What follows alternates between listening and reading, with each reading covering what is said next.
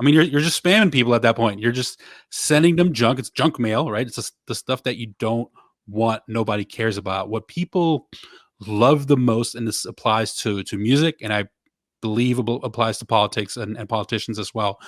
People want to discover someone. People want to discover something that excites them, that is maybe different from what they've seen, and they want to tell someone about it. And if you can create organic discovery or paid discovery through ads, but if you can create a way for people to discover you, you're going to be a lot more memorable if you start the journey that way. Can I pause for a second and just note that we got Brian on here who's getting Congressman Massey on, and our typical lineup includes like homeless people that believe in Bigfoot. Welcome to the Brian Nichols Show, your source for common sense politics on the We Are Libertarians network. The Brian Nichols Show is the fastest growing liberty podcast that brings together people from all means of political thought as we seek to have meaningful conversations about the issues you care about. At the Brian Nichols Show, our goal is to leave the audience educated, enlightened, and informed. And now your host, Brian Nichols. Welcome to the Brian Nichols Show. Yes, I am your humble host, Brian Nichols, and you are in store for another one of our amazing Marketing Mondays. Chris Goyzueta, marketing guru, all things marketing and more, joining us once again here on the Brian Nichols Show. And yes, folks, I am your humble host, Brian Nichols. Thank you for joining us. Yesterday we had great candidate highlight series there on our Sunday episode with Nate Honey Badger Atkins running for mayor of Minneapolis. That was a fun one to watch there. If you did not get the chance yet, make sure you go ahead, check out the YouTube channel. Go ahead while you're there, of course, give us a quick thumbs up and a little click on that notification bell and a subscribe, of course. That'd be nice. And if you enjoy the episode today, of course, make sure you're going ahead and sharing. And while you share, that's going to start your customer journey, right, Chris G? Because that's what we're talking about today on the Brian Nichols Show. Chris Goyzueta, you are the marketing guru. People have been joining us here now for well over a month, hearing your insight. We've talked about branding. We've talked about what else? We talked about branding. What did we talk about last? Content. Thank you. It's been a recurring content. Yeah, creating content, and then retaining starting out the customer journey to ultimately retain them and get them to become a super fan. That is topic of conversation today. So that being said, Chris Goyzueta, welcome back to the program. How are you, my friend? I'm doing good. Celebrated my second Father's Day today, which is fun. It's still celebrating, I guess. We're going to do some hibachi later today. But ooh, fun. Yes, yeah. Happy Father's Day. And I'll tell you, yes, we're recording here, peek behind the curtain on Father's Day. So to all you dads out there, Chris Goyzueta, Jeremy, Todd included, happy Father's Day from us here at the Brian Nichols Show and the network. So yes, we're going to dig into content, into the customer journey. Yes, it's been a day, man. So here, let's kind of peek behind the curtain my day today for Father's Day. So I am not a dad yet. That TBD, right? We're working on that. But you're an animal dad, right? That's right. I got two fur babies, right? I can never say the expression fur baby. I got two cats, Mose and Astrid. So I guess that kind of counts, but no. I was out doing yard work this morning, trying to make the house look nice. Actually, we have like a shared access point, and I went back with a bunch of rocks to go fill in where there were some holes in the back area, because everybody's cars are hitting these gigantic potholes. So hoping that I was able to get some good stuff done today, productive stuff done today. So I'm tired. I got a little fatigued out in that heat today there, Chris. So my brain's a little fried, but that doesn't mean we're not going to have a great conversation about the customer journey. Customer journey. So let's kind of start off here. What is this whole customer journey, and why is it important, specifically when we're talking about marketing as it pertains to the world of politics? All things in life are all about the journey, right? So when a customer doesn't know you, right? This happens a lot in music, and happens a lot in politics. It's funny because I've actually had a couple of politicians do this to me. But when you follow someone, right, or follow a page or engage with a page, and then all of a sudden you get hit with a DM right away. Oh, hey, I saw you followed me, or hey, I saw you get engaged with my page. Check out my website and buy something. That is the worst way to approach a customer relationship, right? Why is that, Chris? A spam. I mean, you're just spamming people at that point. You're just sending them junk. It's junk mail, right? It's just the stuff that you don't want nobody cares about. What people love the most, and this applies to music, and I believe it applies to politics and politicians as well. People want to discover someone. People want to discover something that excites them, that is maybe different from what they've seen, and they want to tell someone about it. And if you can create organic discovery or paid discovery through ads, but if you can create a way for people to discover you, you're going to be a lot more memorable if you start the journey that way. And every customer is, or potential customer, right? Once you know who your target audience is, so always know your audience. But once you have your target audience, then they're all a cold audience at first because they don't know who you are yet. So you have to make almost like an introduction. So when you're walking into a bar and you want to talk to a girl or a guy, and you're not just going to walk up right away and kiss them, right? You're going to make an introduction first. You're going to have some kind of opening pitch to get them to know you and try to start building that relationship. So people want to discover, but then they want to tell someone about that. I think that right there is a great way to set the context of the buyer when you're entering into the starting off point of this customer journey, is finding the people who are in that discovery mode, right? Think of it, if it's a stupid analogy, but if you're trying to sync a Bluetooth, right? They're in sync mode. They're actively looking for what it is right now that you have as a product. So once you get into their purview, now it's a matter of staying top of mind. So let's kind of start off there, Chris. We now are entering into the customer's purview. How would you say, and let's maybe pertain this particularly towards candidates or just liberty values in particular for this specific issue, what's the best way to start off getting top of mind? Is it going through Facebook ads? Is it going through Twitter ads? Or, is it doing something else, print ads, or should we be going to data? What's your thoughts? So an all customer journey approach, right? So the first stage is the awareness stage. You're trying to get people and make them aware of you, your brand, whatever it is you're potentially going to be selling to them. But first, they need to make some kind of emotional connection with you. And that could take a few different touch points, right? So once they notice your brand and they engage with it, or even engagement could be just them watching a video. Once they engage the first time, that's your first touch point, right? And usually it takes about 6 to 8 touch points to turn someone into a customer. And it can happen sooner, but first we need to make them aware you exist before you get to the next stage of the customer journey. So there's a few ways you can do that. There's organic strategies, and of course there's paid strategies, right? So the way you could do that organically is what we've talked about the last couple of weeks now, is recurring content. That is one way you can create the awareness stage, right? So maybe you have a guest on the podcast, that guest shares it with their audience. Now someone watches it because they like the guest that you had, and now they become aware of you as well. And you could do that in a series. You could do a series of specific types of episodes. So we're doing a marketing and sales series. That's a way to reach a new audience. That's the one organic way. And we can dive deeper into other organic ways, but I know we have a long customer journey to go through.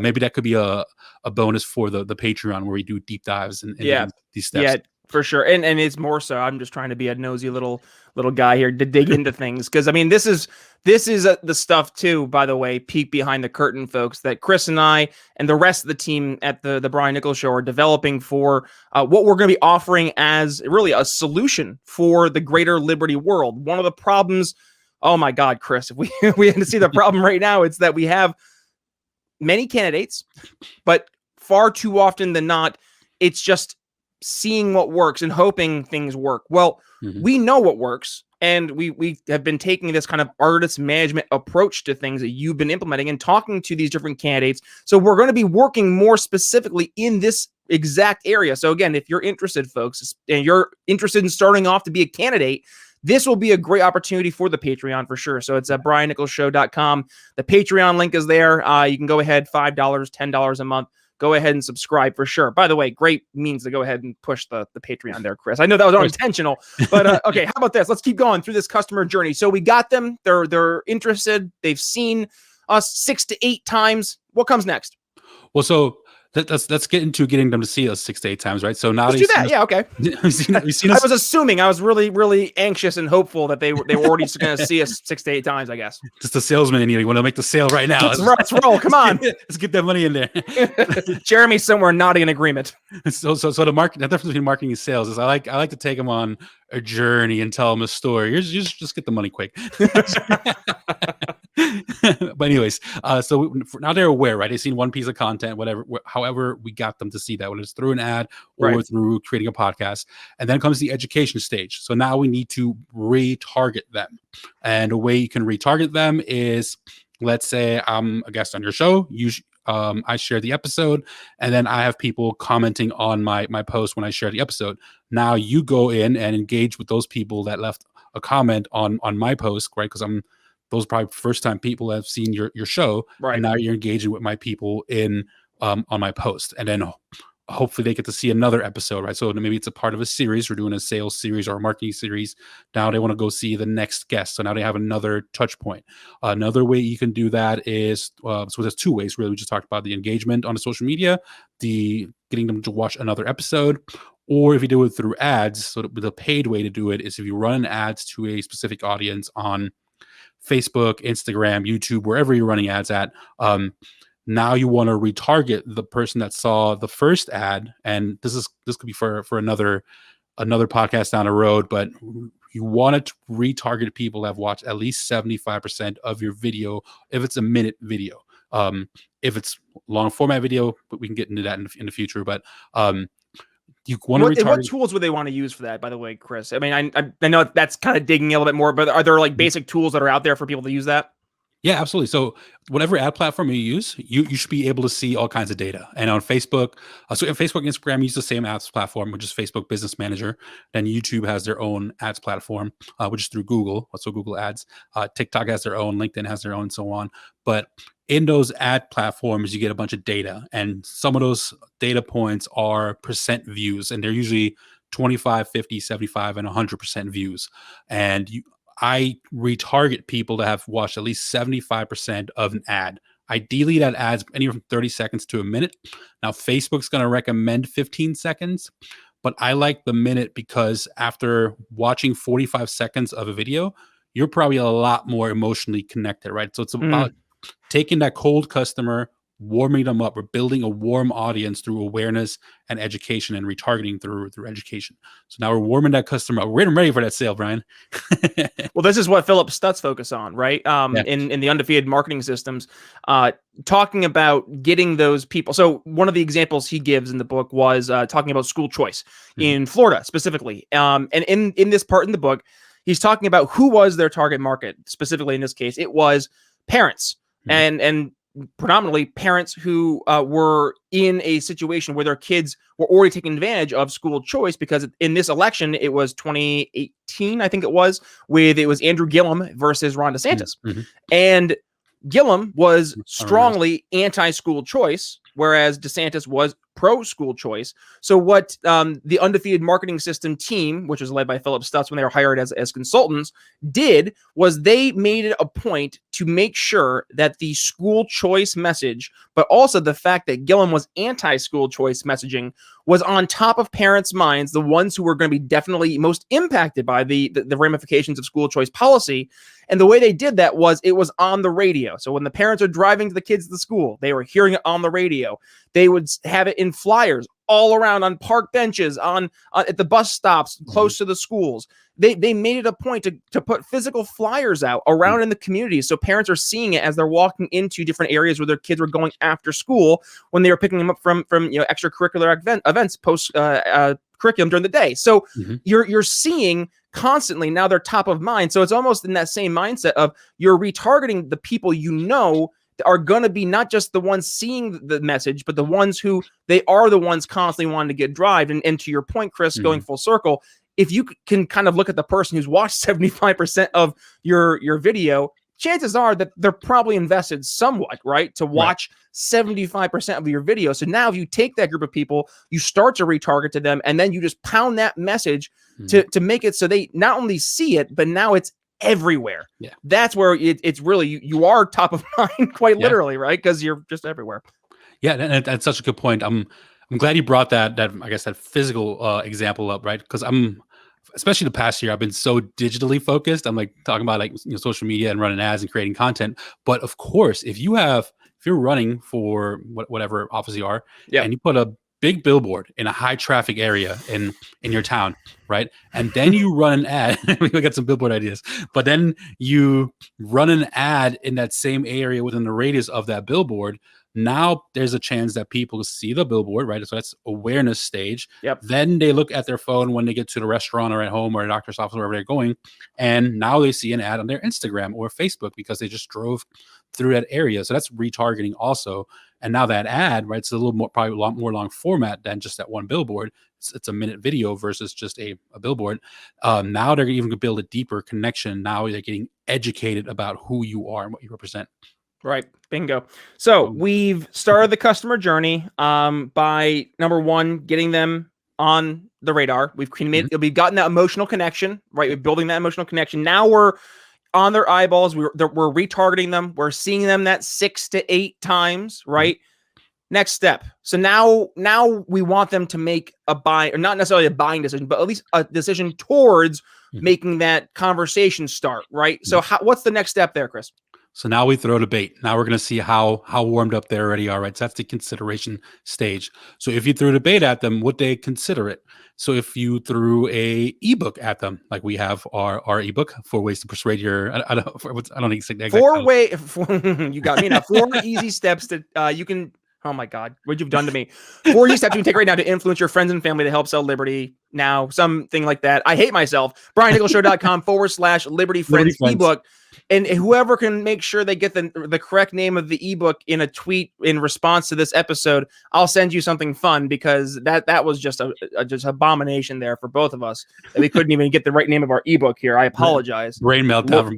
Lord help us. Happy Father's Day. Chris, continue. So you throw out the bait, right? So you have a free ebook, you have a free course, you have a free webinar, you have may just want to give away a free sticker. Hey, like sign up for, here's a free sticker.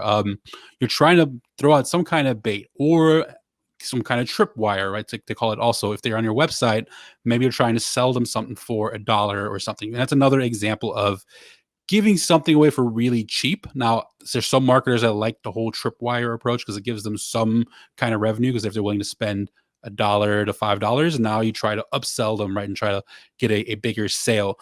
But then most marketers will do the whole free ebook, free course, free something, or some kind of free experience, right, to get people on their mailing list or on a texting list. So now they've opted in. And once they're opted in, because they either bought a cheap product or got the free product, they opted into your list. And once they're opted into your list, now you can do all kinds of fun things from there.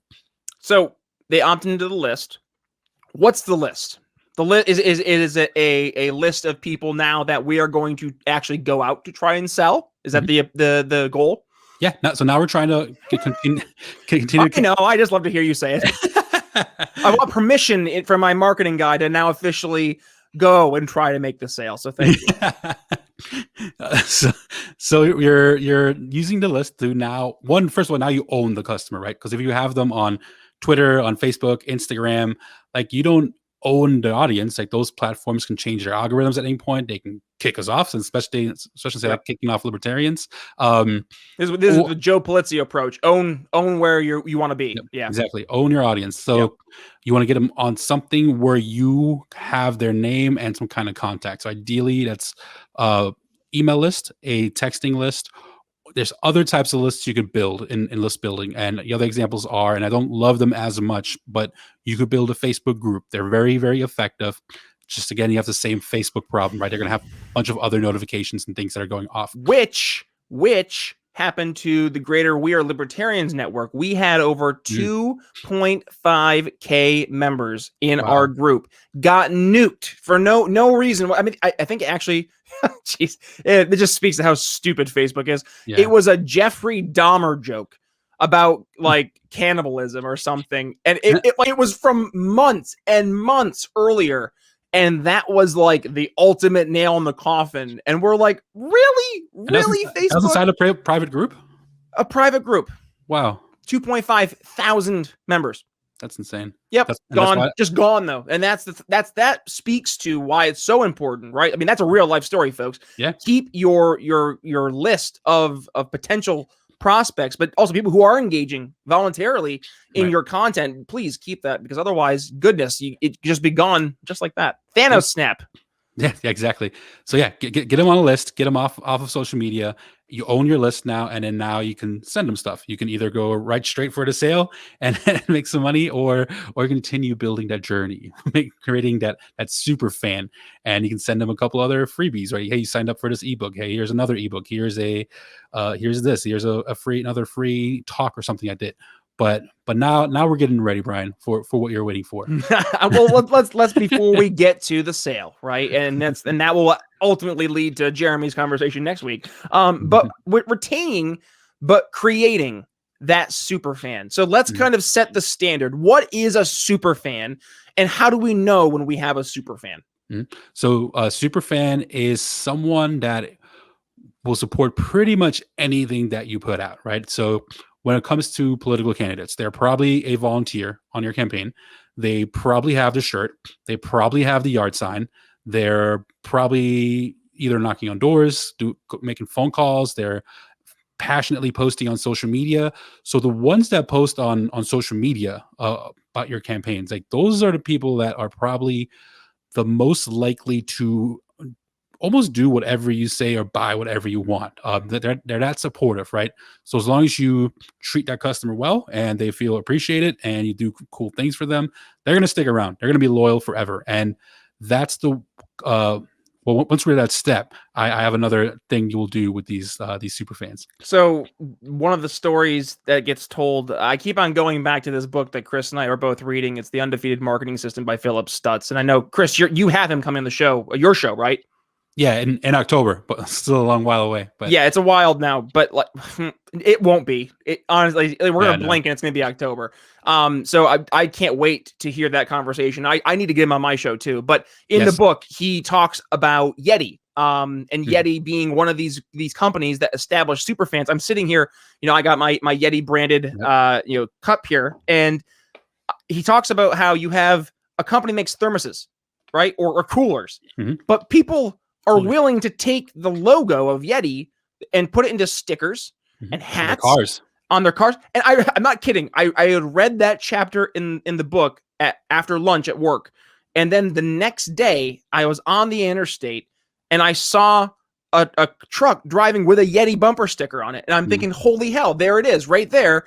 But they have created that super fan to the point that not only are they the company that you're going to go out of your way every single time when you're looking to buy a new mug or you're trying to buy a new, cooler or buy a new thermos, but they have you now to the point that you're willing to help advertise just their name, Yeti. It's not even, anything fun or creative. It's just them. And that speaks to the quality of the overall experience that they've created. And that goes hand in hand from why it is so important, Chris. And I love the tongue-in-cheek questions I get to ask you because I like to paint the picture. Right now, we can actually paint this picture of why it's so important when you start out the engaging with the prospect from the very beginning and making sure that you're staying top of mind, making sure you're hitting with top of mind issues, make sure you're hitting with emotional issues that are going to create that tie, and then to stay connected with them nonstop and create that rabid super fan. It does really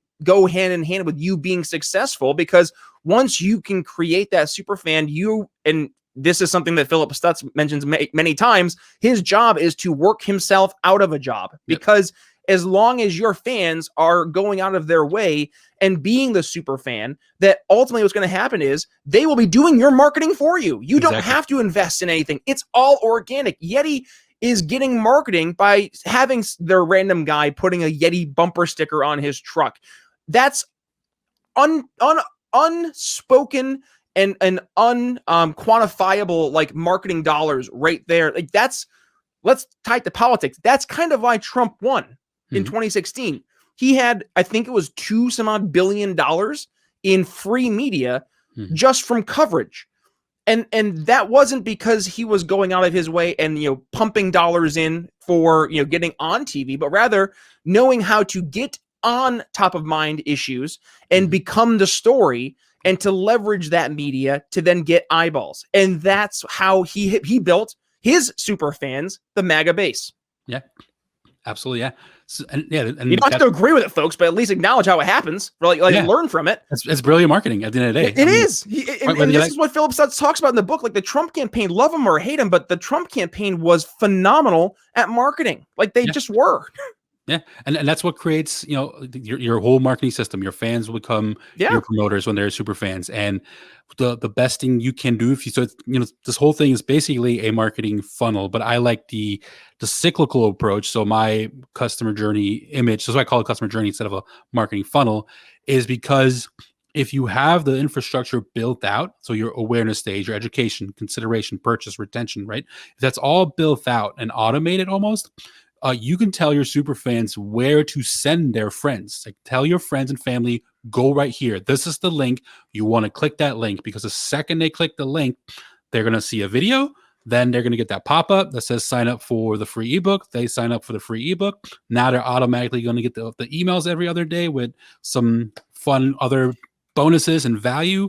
Now you're going to try to get on your Patreon or or make a donation to your campaign. And ideally with the donations, if you can figure out a way to create recurring donations, whether it's through Patreon or some kind of other platform, now you have people donating $5 or $10 every month, and then over a lifetime of that fan, you're going to get way more money than that one-time $25 donation or $100 predictable revenue.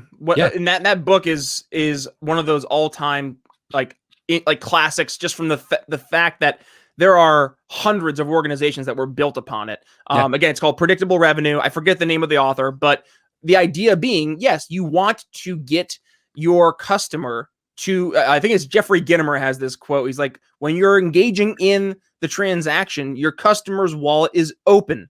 Yeah. It's your responsibility to empty it. Yeah.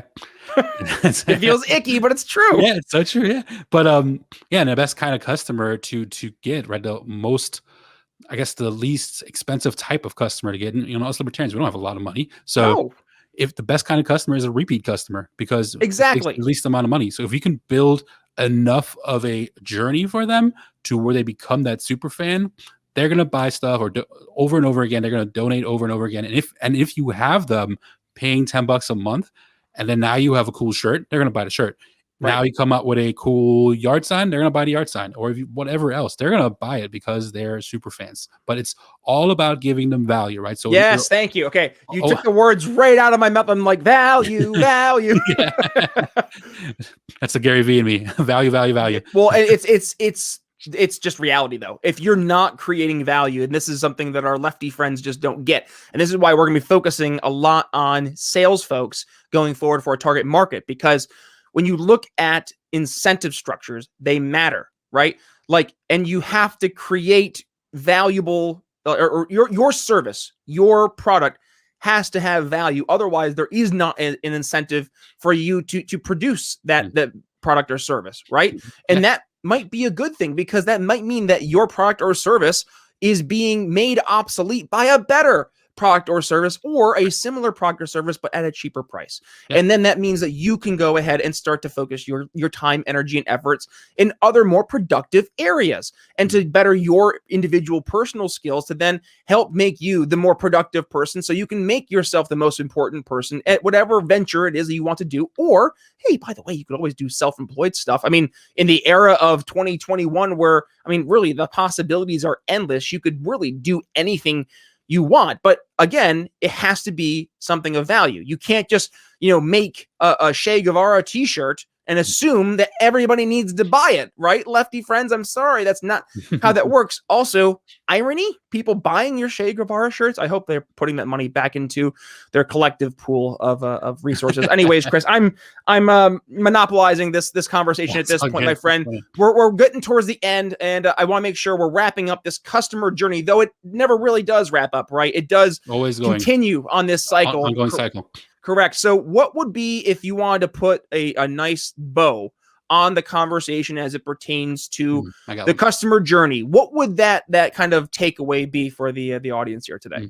It's almost good that we skipped over the purchase stage for a second. The sales guy skipped over the purchase stage, but well, yeah, I'm kind of like, I look at that being almost the given next step, because if you created that super fan, I almost assume they've entered into some type of buying decision, right? Sure. Be it a intentional, like, real transaction, or they're giving you something. If they're giving you your data, if they're giving you their attention, their time, they're taking a definitive next step, whatever it may be, that is a buying decision. So I see that kind of almost hand in hand with that super fan. Sure. Don't worry, I wasn't glossing over the actual sale. Don't worry. But with the purchase stage, the one, I guess, the bow on top of all this is, if you're doing it based around content. So let's say all these Liberty podcasters out there, or even candidates, right? If you put all this cool content out there and these cool videos, and they're learning about you, they're getting excited about you, they now bought the shirt, they bought the hat, right? Or you have them on a subscription, or you're not throwing out a subscription thing. This is why I love the subscription model so much. So how do you get them to subscribe? And if they've gotten so much value out of what you're putting out there for free, and now they're thinking, wow, if I get all of this for free, what does the paid stuff look like? What does that course look like? What does that Patreon page look like, where I have access with Brian once a month and we get to just hang out? Like, what does that look like if I just buy something and just be a recurring customer every month on that subscription? And that's what you want them thinking. So much value on the free stuff that they want to buy something, because they want to see what the value they get with the paid stuff. I love it. All right, my friend. Well, we are unfortunately already at that part of the show where we have to, I know, put a wrap on the, I guess, the final bow on the ultimate conversation. So the customer journey, it is super important, and it never ends. Both from the marketing perspective, but once we get them into the buying process, you getting them into the sales funnel, and then getting them to be a reoccurring customer, right? And getting them back in. It's the customer journey and sales cycle go hand in hand. So I always say sales and marketing, they're BFF. Speaking of which, Jeremy Tyler will be coming up here next week. We're going to be talking all things sales again. I'm sure we'll probably dig into, after this customer journey, or shall I say the beginning of the customer journey. Once we make that buying decision, how can we make sure the customer is going through a positive experience? That maybe is a good way. Stay in touch with your customers. There you go, Jeremy. That's what we can talk about next week. So with that being said, what do we have coming up here the rest of the week? So coming up here on, oh my goodness, it's already gonna be Wednesday, which is hard to imagine. We're already almost done with June, by the way. Where the heck did June go?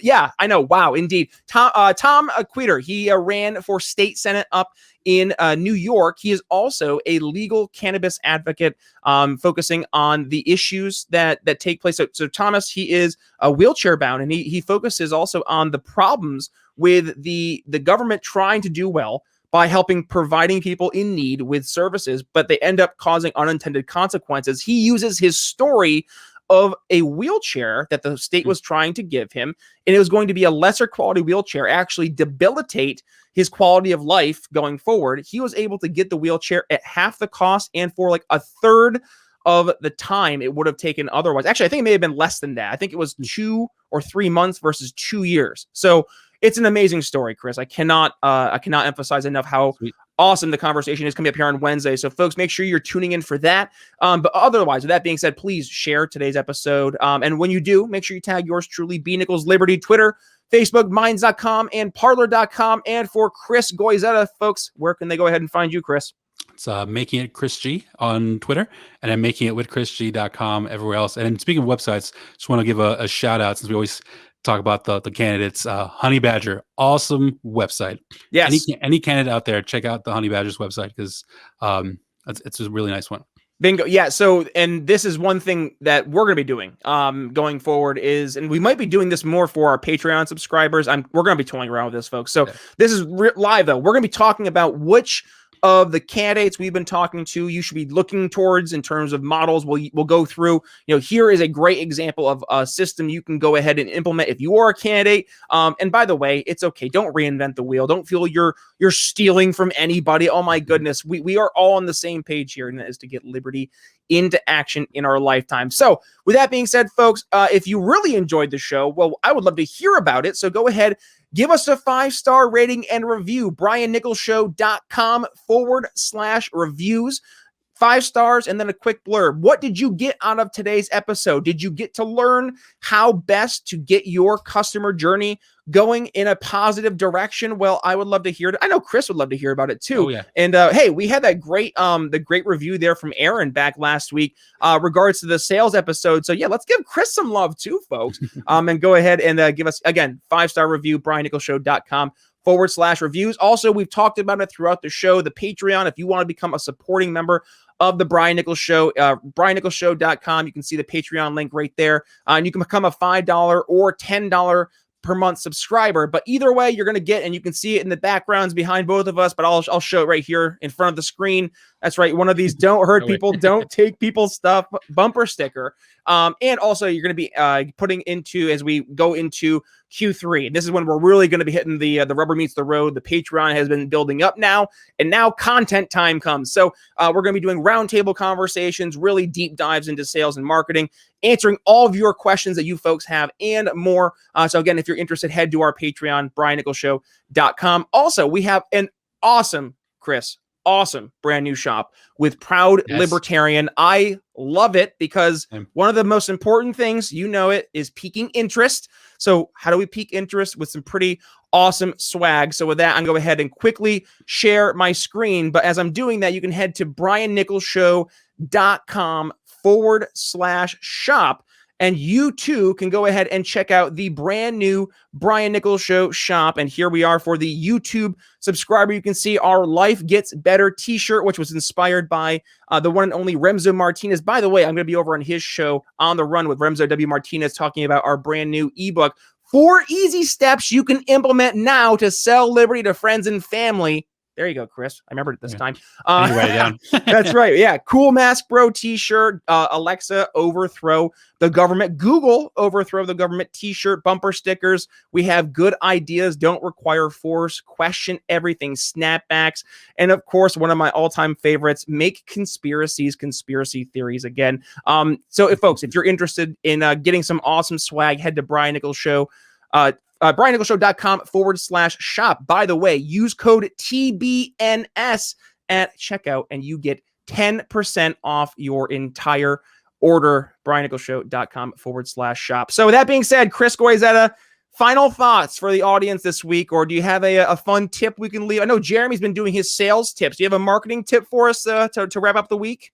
Oh man, put me on a spot. I know. I'm sorry. Sorry, Mr. Professor. 1-to-1 and 1-to-many. So to get that customer journey going, engage with brands and engage with individuals. Brands being 1-to-many and individuals being 1-to-1.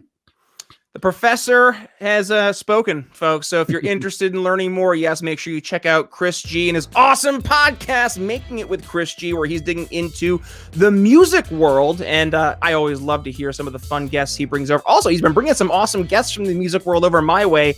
We had a great conversation with Wesley David. By the way, Ball of Yarn has been just going on loop on my my YouTube music. So yeah, good. Thank you for just planting the seeds of new music. I love to find new music. So, folks, if you are interested in checking out all 268, I think, episodes plus we have here at The Brian Nichols Show, head over to The Brian Nichols Show archives. You can check out all the episodes and more. But with that being said, thank you for joining us on today's fun-filled episode talking all things marketing. So, with that being said, it's Brian Nichols signing off here on The Brian Nichols Show for Chris Goyzueta. We'll see you Wednesday. Thanks for listening to The Brian Nichols Show. Find more episodes at briannicholsshow.com.